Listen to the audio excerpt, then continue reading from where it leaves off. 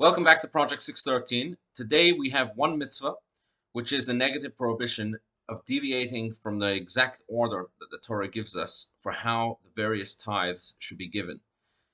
You see, over the past few days, we've been learning that there are different tithes that have to be given on an annual basis from the produce of the field.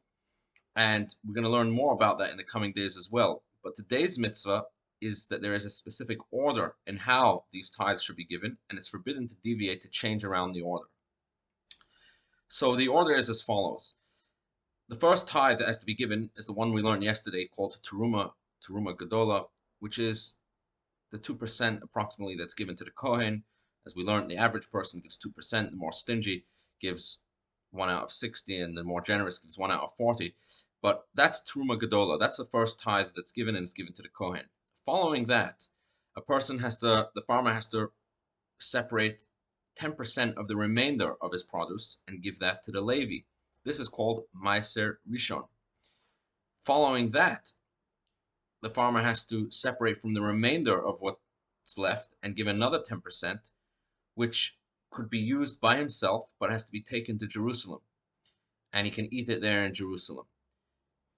When it comes to the second tithe, Meiser Sheni, which the owner can take himself and eat in Jerusalem, this is only taken on the first, second, fourth, and fifth year of the 7-year agricultural cycle.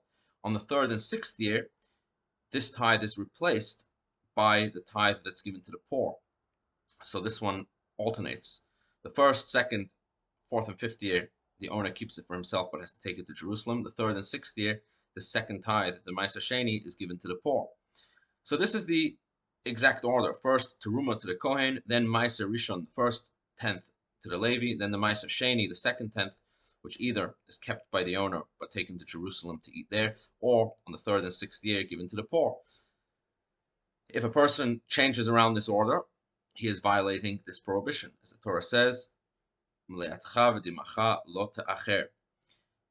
in addition, even before these tithes are given, there's another gift that's given to the Kohanim, which we will learn about, and that is the Bikurim, the first fruits, which they have to be taken even before any of these tithes are taken. And here as well, it would be forbidden to change around the order and to give these tithes before the Bikurim are given to the Kohen.